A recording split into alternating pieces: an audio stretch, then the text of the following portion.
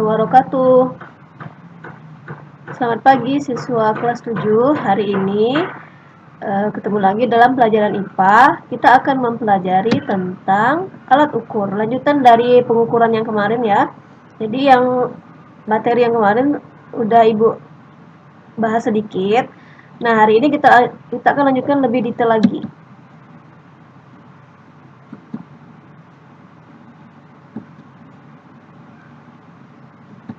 Nah, yang pertama adalah alat ukur panjang. Masih ingat kan besaran pokok ada 7. Nah, yang pertama kita akan bahas adalah alat ukur panjang. Alat ukur panjang yang pertama adalah mistar atau penggaris. Penggaris umumnya terbuat dari bahan kayu, plastik, besi, dan kertas. Fungsi utama penggaris adalah sebagai alat ukur panjang dan alat bantu untuk menggambar garis lurus ataupun melengkung. Mistar atau penggaris memiliki tingkat keakurasian 1 mm atau 0,1 cm. Nah, ini contohnya. Misalnya kalian akan mengukur penggaris seperti gambar di samping. Lihat ukurnya dari 0, dari angka 0. Kemudian kalau garisnya 2 seperti ini berarti 2,2. 2-nya dari sini karena pensilnya sampai di sini jadi 2,2 cm. Ingat satuannya cm. Satuan besarannya adalah panjang, ini adalah angka. Nah, contoh macam-macam penggaris, ada penggaris bentuk segitiga, ada bentuk panjang lurus seperti ini juga yang seperti kalian lihat ini. Selanjutnya, yang kedua, masih alat ukur panjang adalah meteran. Meteran dipergunakan sebagai alat bantu mengukur objek yang besar dalam pertukangan dan juga sebagai alat ukur tanah, bangunan, dan lebar jalan. Meteran pita atau rollmeter dapat mengukur panjang sampai 3 meter. Contohnya seperti ini ya. Jadi kalau misalnya mau digunakan itu ditarik. Pernah lihat kan? Lanjut.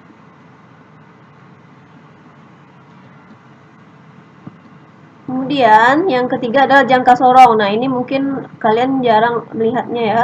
Alat ini biasanya dipakai untuk mengukur diameter benda-benda kecil pada bidang industri, engineering, pada proses perancangan, pembuatan, hingga pengecekan akhir suatu produk. Karena memiliki tingkat akurasi yang tinggi. Akurasi itu akurat, tepat itu ya maksudnya. Kemudian jangka sorong merupakan alat ukur panjang dengan ketelitian 0,01 mm. Jadi dia lebih teliti daripada penggaris dari mistar tadi. Nah, alatnya seperti ini. Ya, cara penggunaannya bisa dilihat. Nah, ditarik dulu kemudian diukur seperti itu, 2,4. Lihat tanda merahnya 0,07, hasilnya menjadi 2,47 cm. Nah, contoh dari jangka sorong dan bagian-bagiannya ini rahang dalam, rahang luar, skala nonius, skru pengunci, skala inci, skala cm, dan pengukur kedalaman. Rahang dalam dan rahang luar, ingatlah rahang dalam yang ini, rahang luar yang letaknya untuk mengepit benda yang akan diukur. Selanjutnya adalah micrometer scope. Micrometer scope ini untuk mengukur jarak sudut antara bintang-bintang dan ukuran benda luar angkasa dari teleskop. Namun saat ini micrometer scope juga sering digunakan untuk mengukur ketebalan serta diameter dari benda-benda kecil, seperti ketebalan kertas dan diameter kawat serta pengukuran lainnya.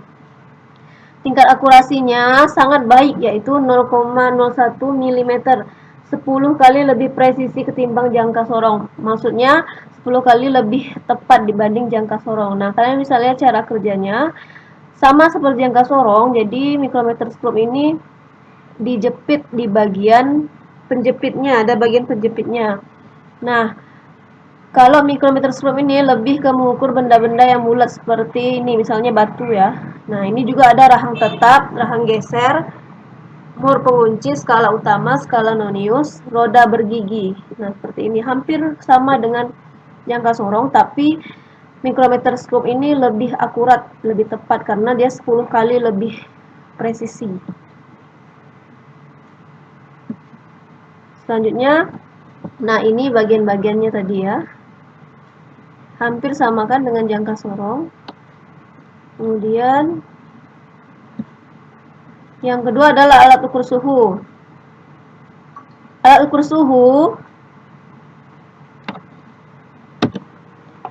suhu yang paling umum adalah termometer. Nah, untuk kali ini Ibu akan membaginya dalam beberapa jenis termometer. Yang pertama, termometer ruang berfungsi mengukur suhu udara di suatu tempat maksudnya ya, di suatu tempat maksudnya. Skala termometer ruang adalah dari minus 50 derajat Celcius, ini bacanya minus 50 derajat Celcius sampai 50 derajat Celcius. C ini Celcius. Kemudian termometer ruang umumnya dipasang pada tembok rumah atau kantor. Ini suatu tempat tadi ya, salah tulis. Kemudian contohnya adalah seperti ini, biasanya ditempel.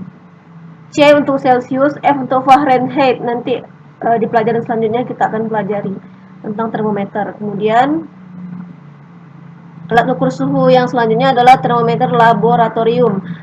Ada yang tahu laboratorium itu apa? Laboratorium itu adalah tempat untuk penelitian atau belajar IPA biasanya. Kemudian termometer ini memakai alkohol atau raksa sebagai penunjuk suhu. Raksa dimasukkan pada pipa yang sangat kecil, kemudian pipa dibungkus dengan kaca yang tipis. Hal ini bertujuan agar panas dapat diserap dengan cepat oleh termometer. Digunakan untuk mengukur suhu air yang sedang dipanaskan atau air dingin. Nah, contohnya seperti ini. Yang merah-merah ini adalah raksa.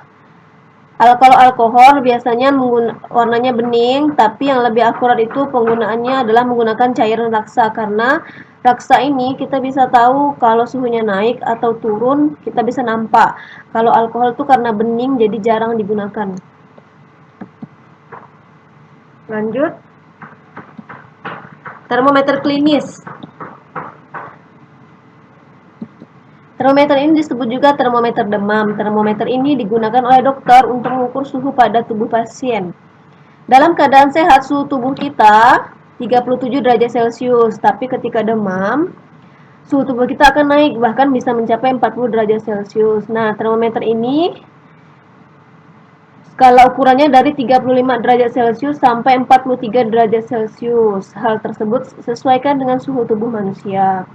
Karena suhu tubuh kita tidak mungkin di bawah 35 derajat Celcius dan tidak mungkin lebih dari 43 derajat Celcius. Contohnya seperti ini. Nah, ini alat pengukur suhu yang sering kalian lihat saat ini, yang ditembakkan ke kepala biasanya, diukurkan ke kepala. Ini alat ukur termometer klinis juga namanya. Nah, selanjutnya yang ketiga adalah alat ukur massa atau berat. Yang pertama, neraca sama lengan. Neraca itu nama lain dari timbangan.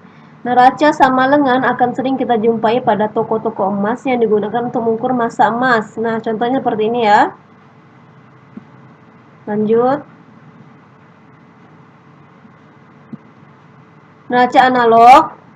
Neraca ini banyak digunakan di rumah tangga. Cara menggunakannya yaitu dengan menempatkan benda di wadah yang berada di atas neraca. Kemudian, skala pada neraca akan menunjukkan angka yang merupakan nilai besarnya massa. Ini timbangan yang biasa kalian lihat di rumah, yang kemungkinan di rumah-rumah ada. Kemudian, neraca lengan gantung. Neraca ini bisa kita lihat di pasar untuk menimbang barang. Prinsip kerjanya seperti tuas atau pesawat sederhana, yaitu benda yang akan diukur massanya diletakkan secara menggantung pada pengaitnya. Untuk menjaga tetap seimbang dan sejajar, maka perlu menggeser beban berat agar diketahui massanya. Gambarnya adalah seperti ini. Sering lihat kan? Biasanya banyak di pasar. Kemudian neraca Ohaus. Neraca ini memiliki tingkat ketelitian 0,1 gram. Seperti alat ukur panjang, terdapat skala pada neraca Ohaus yang digunakan untuk membaca ukuran massa suatu benda. Neraca ini memiliki 3 skala. Skala pertama ratusan gram, skala kedua puluhan gram, dan skala ketiga satuan gram. Untuk neraca Ohaus ini seperti ini. Ini wadahnya untuk menyimpan beban. Kemudian skrupnya atau kalibrasi. Kalibrasi itu pengaturan untuk pengukurannya. Nah, ini beban geser.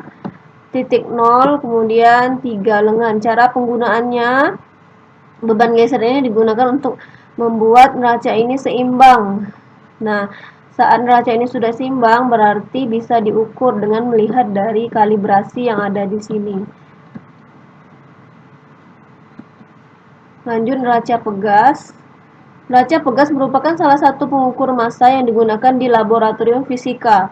Karena kemampuannya untuk mengukur benda yang ringan, ada dua skala pada neraca pegas, yaitu skala N, Newton, dan skala G atau gram. Skala N berfungsi untuk mengetahui berat benda, sedangkan skala G berfungsi untuk mengetahui massa benda. Bentuknya seperti ini. Nah, ini skala N yang mengukur skala Newton, kemudian ini skala G atau gram. Yang bisa dilihat di sini ya, ini satuannya gram yang ini. Selanjutnya, neraca digital. Neraca digital juga disebut neraca elektronik yang merupakan alat ukur otomatis sehingga diperoleh nilai massa benda yang lebih akurat. Neraca digital memiliki tingkat ketelitian 0,001 gram sehingga banyak digunakan di penelitian laboratorium. Artinya neraca ini sangat teliti ya, karena 0,001 gram bisa mengukur benda yang beratnya 0,001 gram. Nah, contohnya seperti ini. Biasanya digunakan juga di laboratorium kimia untuk mengukur bahan atau bahan yang akan digunakan untuk praktikum. Selanjutnya adalah alat ukur waktu, besaran pokok yang keempat, waktu. Yang pertama jam, jam tangan atau arloji. Jam itu bentuknya seperti ini, udah pasti kalian tahu.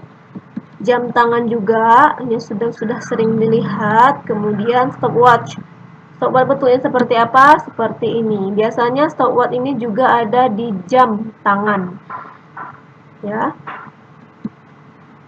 Nah, sebuah jam memiliki lama 1/24 hari. Dalam 1 jam terdiri atas satuan yang lebih kecil yaitu 60 menit atau 3.600 detik. Jadi maksudnya 1 hari itu 24 jam. 1 jam 60 menit dan 60 menit itu adalah 3.600 detik. Artinya 1 menit itu sama dengan 60 detik atau sekon. Selanjutnya, alat ukur waktu. Masih ya, alat ukur waktu. Kalender juga termasuk alat ukur waktu. Jam pasir dan digital timer. Nah, digital timer itu biasanya digunakan di lingkup laboratorium, alat pengujian, ruang penelitian, dan lain-lain. Dengan menggunakan alat ini dapat memudahkan kita dalam melakukan proses pengujian, terutama ketepatan waktu uji. Nah, seperti ini jam digital. Ya, digital timer maksudnya. Kemudian kalender sudah sering dilihat. Jam pasir ini seperti ini. Jam pasir ini kalau pasirnya sudah kosong di atas nanti dibalik lagi, begitu penggunaannya.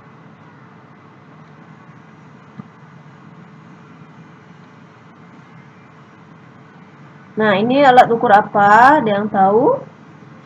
Nah, alat ukur listrik. Alat ukur arus listrik yaitu amperemeter seperti ini ya. Alat ukur arus listrik amperemeter. Nah, ini juga contoh amperemeter sama fungsinya, cuman bentuknya saja yang berbeda. Amperemeter berfungsi untuk mengukur besar arus listrik yang mengalir pada suatu rangkaian listrik. Nah, berdasarkan yang sudah Ibu jelaskan video tadi, maka kalian akan bisa mengerjakan tugas IPA kelas 7 seperti di bawah ini.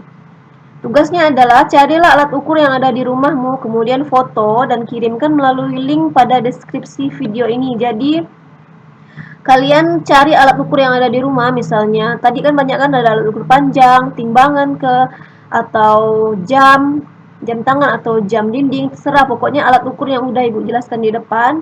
Kalian foto, kemudian fotonya dikirim ke link yang ada di video di bawah di video YouTube ini. Nah, yang tidak ada HP, kalian bisa tempel gambarnya, gambar alat ukur, tempel di buku tugas IPA. Yang tidak ada HP ya, yang ada HP kalian bisa kirim melalui link. Jadi di link tersebut juga sudah langsung dengan absen. Nah, fighting. Nah, sekian dulu dari Ibu, kita lanjutkan minggu depan. Assalamualaikum warahmatullahi wabarakatuh. Terima kasih.